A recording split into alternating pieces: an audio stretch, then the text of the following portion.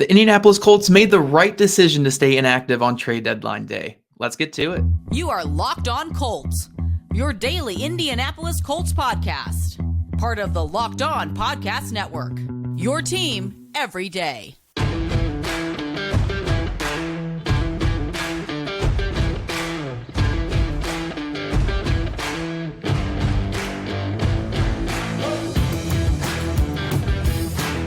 Hello and welcome to the Locked On Colts podcast. Thank you for tuning in and making us your first listen of the day. This is your daily podcast covering your Indianapolis Colts, part of the Locked On Podcast Network, your team every day. Today's episode is brought to you by Gametime. Download the Gametime app, create an account, and use code LOCKEDONNFL for $20 off your first purchase. Last minute tickets, lowest price guaranteed. Hello, everyone. I am Zach Hicks, your guys' favorite co-host here on Locked On Colts podcast. Today, we're going to have a fun conversation talking all about the NFL trade deadline, how the Colts, sitting at 3-5 through 8 weeks, decide to sit out on trade deadline day, didn't make any deals in the day whatsoever. We're going to talk about that decision and why I think that was ultimately the right one for this franchise. And then we're going to get into some overall conversations about this Colts team. You know, do we think the defense is absolutely broken for the rest of this season? It actually might be. And then in our final segment, we're going to talk about the dichotomy of Shane Steichen's offense and talk about how it's a really productive offense, but there's just something missing. And I think we all kind of know what that one thing is. But kicking it off, you know, today was trade deadline day, the day I'm recording this. Sorry. So Halloween on Tuesday was trade deadline day for the Indianapolis Colts and the rest of the NFL. There were multiple deals made. It was actually a really active day for like the first time in forever on NFL trade deadline day. Washington sent out both their star pass rushers. There was a cornerback that was moved, Russell Douglas from the Packers. Some wide receivers moved around. A pretty interesting day overall, but the Indianapolis Colts, much to the chagrin of many Colts fans, did not participate in the trade deadline action whatsoever. And, you know, obviously, when you're on social media, you get to see the overarching theme of a fan base. You get to see the people wanting certain things, and you get to see the many different reactions that you get from a fan base. You got people that wanted the Colts to be big sellers and, you know, sell off half the team and really commit to the tank and get into a really high spot for a Marvin Harrison Jr. or something like that in the draft. Then you had the people saying, oh, we need a corner, go buy a corner, go get us a corner right now. Our quarterback depth is just shot. Oh, why didn't you make this deal for this player? Why didn't you make this deal for that player? So you kind of have the crazy opinions all over the place about this Colts team. But I think when you take a step back and you really think about this, and this is not me trying to be a shill for the team whatsoever, I don't think any deal really made sense for the Indianapolis Colts. Obviously, we'll talk about one deal that I think a lot of people are thinking the Colts should have got in on.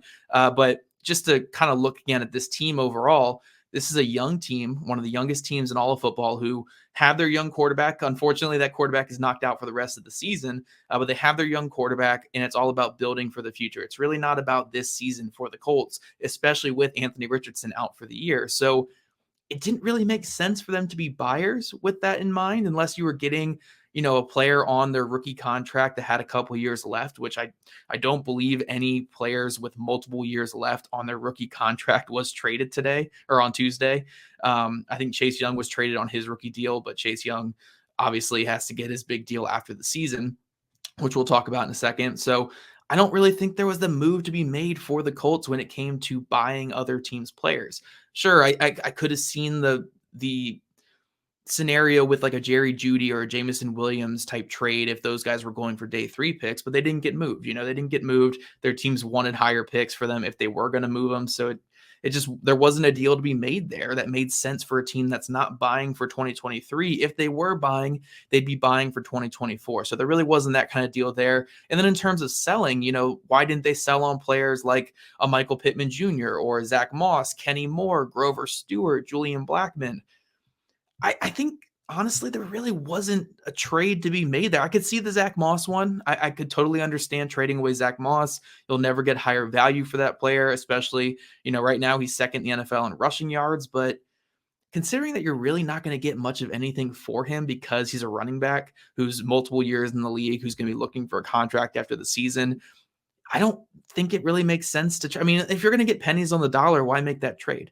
You know, like, he's a productive player for you right now. He's helping your offense find some kind of rhythm under Shane Steichen, and Shane Steichen kind of find his groove. I don't really see the point trading him away. And the same goes for a guy like Julian Blackmon. Like, you're not going to get much value trading away a Julian Blackmon.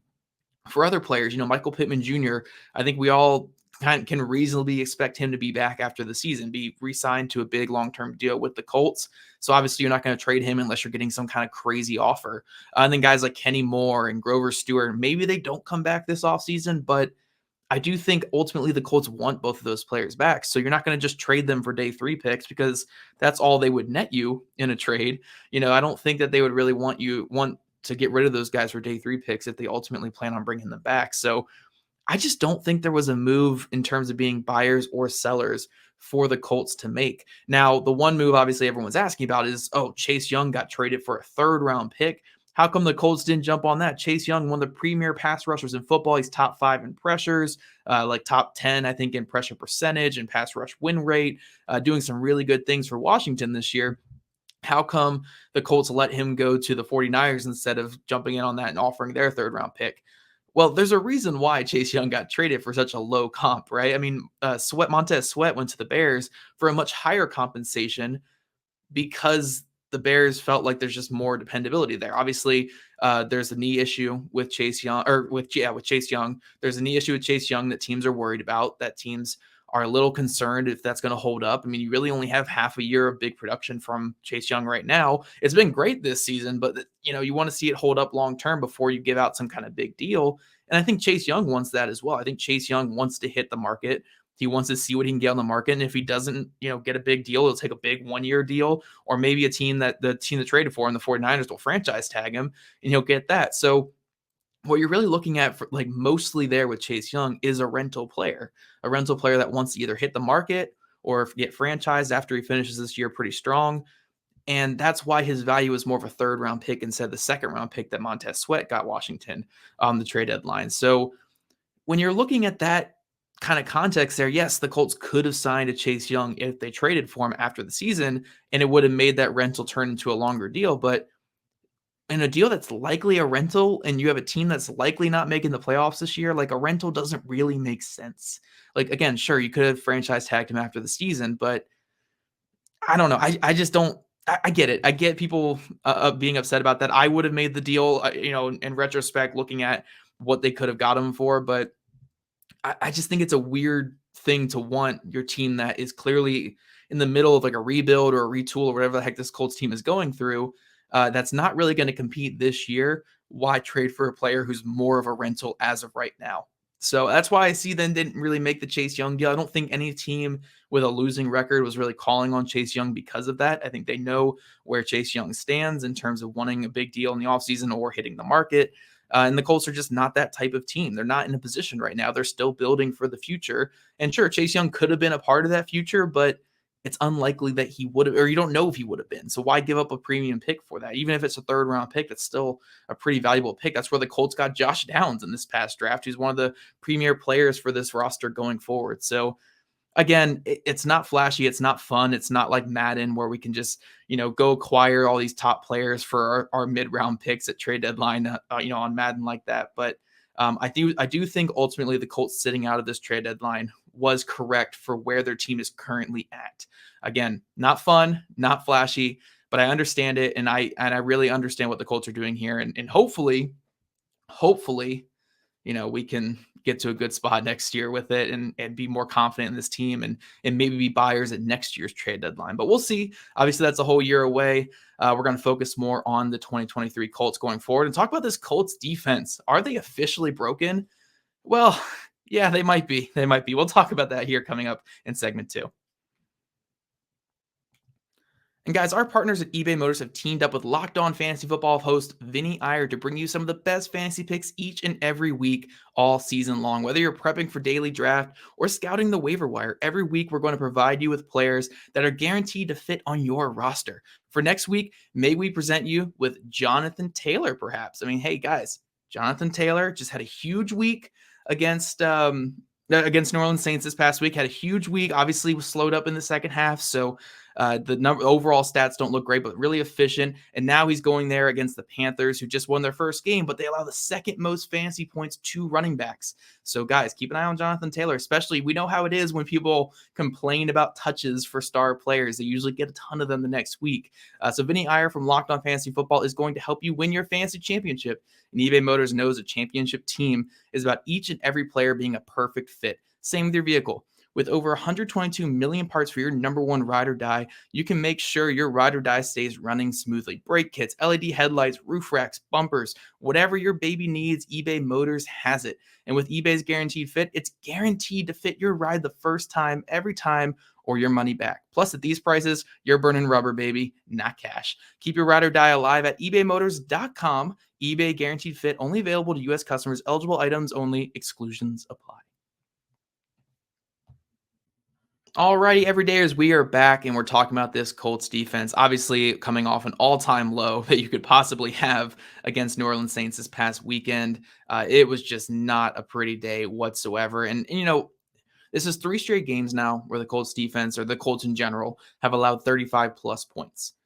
This was the real only one, though, that I would say that those points are legit. Again, you can say it's making excuses, but if you look back at the Cleveland Browns game, the Colts offense turned the ball over 4 times, plus had one of their kicks blocked and returned back into enemy territory there. So the Colts defense had a lot of short fields. There, obviously, another touchdown the Browns scored was on a fumble return for a touchdown, or fumble fallen on in the end zone for a touchdown. And then you look at the Jaguars games, again, a lot of short fields off of turnovers. So yes, those were 35 plus point games that they allowed, but this past weekend was one where we can objectively say the Colts offense did not cause all of those points. The Colts offense was not the main reason why the Colts defense gave up so many points. The Colts defense was the main reason, and it was a complete collapse at every single level. I mean, Taysom Hill was averaging like 12 yards a carry in this past game. Derek Carr, of all people, had 11 yards per attempt. 11 yards per attempt for Derek Carr. Derek Carr was bottom 5 in the NFL in yards per attempt this year. I think he was like 5.5 coming into this game. To have 11 yards per attempt, have 3 deep bombs to Raheed Shaheed, just atrocious, just atrocious. And I know we can all look at Tony Brown Jr. as the scapegoat, or look at Tony Brown as the main reason for all this, but it really wasn't just Tony Brown. If you look at what happened in this Colts defense, I mean, I watched the film. Unfortunately, I watched the film. I burned my eye sockets out after that one because I could not watch the film anymore, and I was just miserable after watching it. I mean, the pass rush was just non-existent. The run defense, especially the defensive tackles, was just getting driven off the ball like 8 yards a snap. It was so bad. The Colts linebackers were just getting ripped apart in pass coverage. They weren't really doing too much on the run game either. And then you see just the youth in the secondary really showing up, with safeties making wrong reads and missed assignments. Seeing Tony Brown obviously getting burned up and down the field. Jalen Jones, I mean, I think he was overall fine, but again, just not really what you 100% need in a weaker secondary. So yeah, it was just the all-time low for this Colts defense this past week against a really bad New Orleans Saints offense. They made this New Orleans Saints offense look like it was Drew Brees running the show again. And I know I keep saying this all week, or I guess since the game on Sunday, I've been saying this, but it was the worst Colts defensive performance I've seen since covering the team in 2018. I know in 2019 against the Saints as well, it was just a putrid performance, but that was at least against Drew Brees. That was Drew Brees and like peak Michael Thomas and some other good players. Like, I'm not saying the Saints offense has no talent, but come on. Come on. It's Derek Carr. 11 yards per attempt against Derek Carr. Do you know how awful your defense has to be playing for that to be possible? How come every time Taysom Hill's getting in the backfield, he's rushing the ball for over 10 yards a carry? Like, we know what's coming. This is a glorified running back in the backfield, and he's running for a ton of yards. So it's like, come on, man. Like, come on. But I mean, if you look at this Colts defense in totality and looking at everything that's been happening to them this year, it's hard to really see the silver lining and see the bright spot. Like, yes, some of the advanced stats are pretty positive in their favor. EPA per play and success rate, they're still more middle of the road. But they're 29th in yards allowed, 32nd in points allowed. Again, some of that comes down to the Colts offense, but those are not promising numbers here in year 2 of this defensive system. Now, they've dealt with some pretty big injuries and big blows to the defense. Isaiah Rodgers Sr. got suspended before the season started. Dallas Flowers went down with an injury. Juju Brents has been injured. Grover Stewart's been suspended. Shaquille Leonard's clearly not the same player that he once was. But, like, it can't be this bad. Like, no matter who is out there for you, it can't be this bad. It can't be as bad as what it was this past Sunday. This past Sunday was so inexcusable that when I'm looking forward at this defense, like looking for the next couple games, I don't know how I can have any optimism in this defense. It was that atrocious on Sunday. I mean, there's not one bit of positivity to bring out of that performance outside of DeForest Buckner's strip sack. Like, that was the one play. There was one good play from this Colts defense in this game. But everything from pass coverage to pass rush to run defense was a complete breakdown all across the board. There was just nothing positive. And even coming out of halftime, you would have expected some kind of adjustment or some kind of personnel change. And it just didn't happen. They just didn't make any changes, and they still kept getting gashed by the Saints offense. And it was just a beatdown in every sense of the word. So, yeah, when you're looking forward to games with this Colts defense right now, like, I'm sure people could say, like, oh, maybe this is just one horrible game, like one tragic nightmare that the Colts just didn't wake up from on Sunday, and they'll be able to bounce back against these really putrid offenses they're about to go against. They go against Carolina this next week. They got the Patriots after that. And I believe they have the Titans after the bye week. So it's like, okay, maybe they can bounce back against some offenses that just aren't very good. But the Saints offense wasn't good. The Saints offense was atrocious. Like, they were not a good offense whatsoever. Very inefficient offense, low success rate, very ineffective in almost every way. But this Colts defense looked like they were playing against, again, like Drew Brees, like during his near MVP seasons. It looked like they were going against Peyton Manning in his MVP seasons. Like, it shouldn't.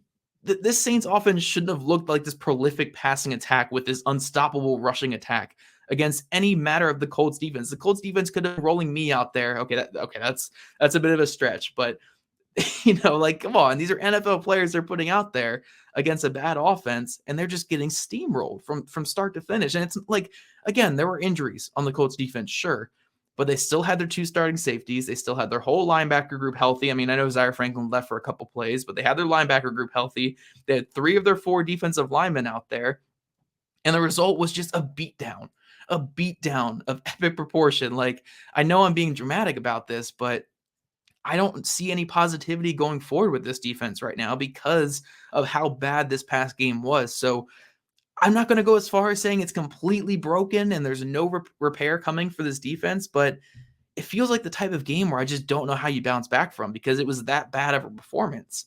Maybe they can. They got some good leaders on that defense. They got Buckner. They got Zaire Franklin, 2 very vocal, intense guys who have been playing well this year. So maybe they can bounce back from this going forward. But, man, I really don't have much confidence in this defense after what we just saw. Like, I'm telling you guys, if you have no sanity left in you, go back and rewatch this game from the defensive perspective. It's as bad as it gets. It really is as bad as it gets. It might be the worst defensive performance of 2023 outside of that Broncos defense versus the Miami Dolphins. But even then, the Miami Dolphins are the best offense in football. So, yeah, they dropped 70 on you, but they're at least a good offense. This was against a horrible offense. I don't know. I have no words for how bad it was. I guess I have a lot of words, but I don't want to have this many words for how bad it was on the Colts defense. So you guys let us know in the comments, what you think about this Colts defense going forward. Do you think they can bounce back from this type of performance? Or are you kind of like me where it's like, I just don't know how you do it. I don't know how you really get back up after that kind of performance like that. It's such a thorough beatdown. I just don't know how you repair yourself in time for the rest of the year. But we'll see. We'll see. Still half a season to go. Maybe I'm being a bit of a doomer here on the podcast, but oh, man, I just need to vent a little bit about that defensive performance because there was just nothing positive whatsoever. But don't worry, we're going to be shifting some gears just slightly, talking about this Colts offense and how it's mostly in a really good place, but there's a little bit of a dichotomy going with Shane Steichen and the way he's calling the offense and the way that things are going there. So we're going to talk about that here in just a second.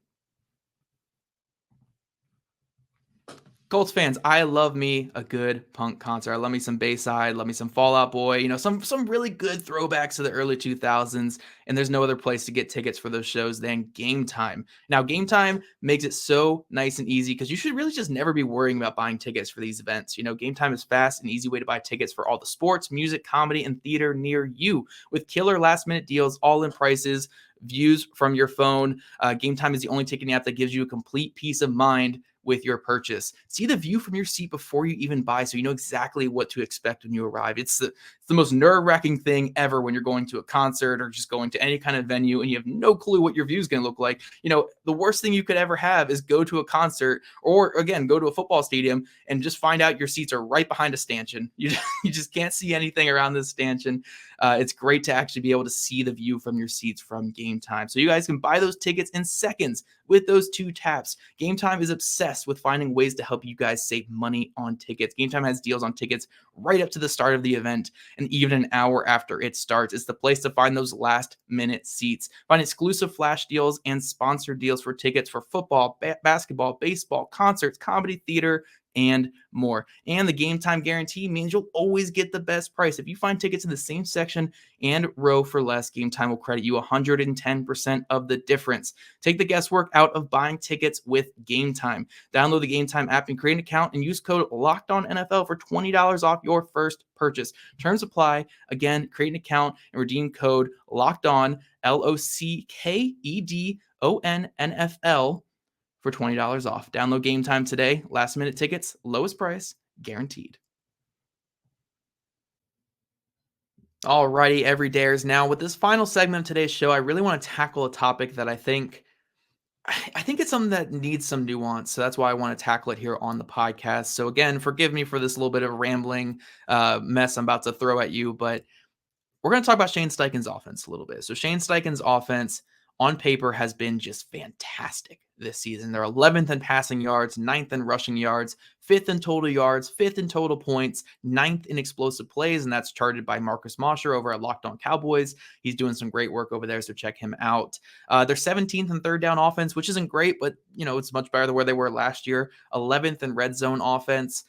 I think there's a lot of good going on in this offense, especially with the backup quarterback, especially with Jonathan Taylor missing half the season, especially with the whole offensive line shakeup. I mean, they haven't had their 5 starters since week 2, I believe, or since the first half of that week 2 game against the Houston Texans. So I think when you look at everything, there's just so much good about this offense. There's a lot of good overall. They got the easy answers in the passing game. There's always some kind of option for whatever look that a defense is throwing at the Colts. Hey, they're coming out with this all-out blitz. Cool, we got a quick screen here to Michael Pittman Jr. We're going to get him going here in space. Oh, they're coming with empty personnel. They're going to do man coverage. Cool, we got Josh Downs as the weak side guy on the backside, and we're going to just feed him there for a quick little gain. Oh, they're showing some kind of look that, again, can maybe exploit down the field. We're going to call some 4 verts. We're going to get the ball out of our hands down the field and attack those seams, and we're going to get the offense going. I think there's a lot of really, really good answers in the passing game, and the rush game is so diverse. It's so explosive, especially with these 2 running backs right now. Jonathan Taylor's getting back to looking like Jonathan Taylor. Zach Moss is second in the NFL in rushing yards. The advanced stats for this offense are a little bit middling, but overall, I do think that this is still a really promising year for Shane Steichen and the Colts offense. Again, middling advanced stats for a Colts offense that has been breaking in a rookie quarterback and then dealing with a backup quarterback are pretty positive. Now, the part that I really want to get to where it comes to the dichotomy of this offense and kind of the nuance aspect of it is sometimes Shane Steichen's too perfect. And I know some of you guys are listening who maybe aren't as huge of fans of Shane Steichen as I am, or, for other reasons, you're like, okay, come on, Zach, he can't be that perfect. He's a rookie head coach. He's obviously not a perfect play caller. He makes some dumb decisions. But the way I want to take this conversation is sometimes he has too many correct answers for what defenses are showing him. And he's not really playing to his personnel.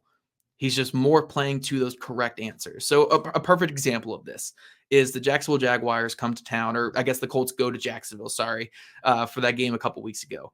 The Jaguars come in with a set determination. We are going to take away the run game. We're going to sit in base defense all game long. We're going to force Gardner Minshew to beat us with his arm. And obviously Gardner Minshew can't do that. He's a backup quarterback in the NFL for a reason.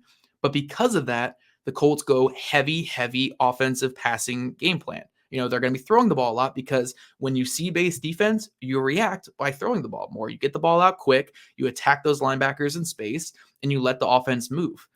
That's the correct answer. The correct answer is to throw teams out of base defense. However, when Gardner Minshew is your quarterback, maybe that's not the correct answer. And this isn't me saying that, like the process is good. The process is good. You don't ever want to tell someone, hey, the results are bad, process is good, so therefore you're bad. It's, hey, the process is good, so that means you're doing a good job, but the results aren't lining up. So maybe we got to look at the process again for the certain skills that we have on offense. The same thing goes to that Cleveland Browns game last week, where end of the first half, the Colts have a little over a minute left. They have all their timeouts, or I think they had 2 timeouts left, and they're backed up on like their own 10, 12-ish yard line. Now, all of us at home, we know what Gardner Minshew is. So we're saying, hey, just run it out, go to halftime with the lead. It's fine. But Shane Steichen makes the correct call, which is, hey, we can throw and get some points here. We got to try to get the ball down the field and get some points. That's a correct call. That's the way you should approach calling in the NFL. But with your personnel being Gardner Minshew, it's not the correct call because we know what Gardner Minshew is. And I guess in a way I'm trying to say, like, some of the turnovers are on Shane Steichen because you got to tone it down just a little bit with who you have at quarterback and maybe be a little bit more conservative at times, which is horrible to say. But I think when you're looking at all the mistakes that the Colts are making, it's in that conservative versus aggressive mindset. When you have an Anthony Richardson or you have more of an upside, explosive, creative quarterback, you can be more aggressive because that quarterback's going to cover up a lot of flaws and cover up any other personnel issues you have on your team. But when you have a quarterback like Gardner Minshew, the margin of error is so low because one missed mistake, one route slip, one lineman getting beat leads to just a horrible, horrible play, which is going to be a sack fumble. It's going to be a turnover on downs. It's going to be an interception. And again, this isn't me trying to just bash Gardner Minshew here. I think Gardner Minshew is perfectly fine for what he is, and he's operating the offense better than most backup quarterbacks could. But your offense is going to be limited with him. So a way that you can kind of hide some of those mistakes is by adjusting to that personnel. Again, I'm not saying that this needs to be 2 yards in a cloud of dust when it comes to passing and throwing the ball or just running into a brick wall constantly. But I do think there needs to be a little more nuance in what Shane Steichen's doing in terms of, okay, hey, we have Gardner Minshew back here. I know that my process is correct. I know that, hey, almost 2 minutes left in the half, a couple timeouts. I need to go get points. But I don't have the guy to do that, especially against the number 1 defense in football. Even though I've been killing them all day with my game plan, I don't have the guy who can really do that in this situation. And, I can make things worse by having him throw out of this situation. Again, same with the Jaguars game. Base defense the whole game. Sometimes you got to run the ball a little bit more, though, because Minshew's not the guy who's going to win with his arm. Same with the second half. This past game against the Saints.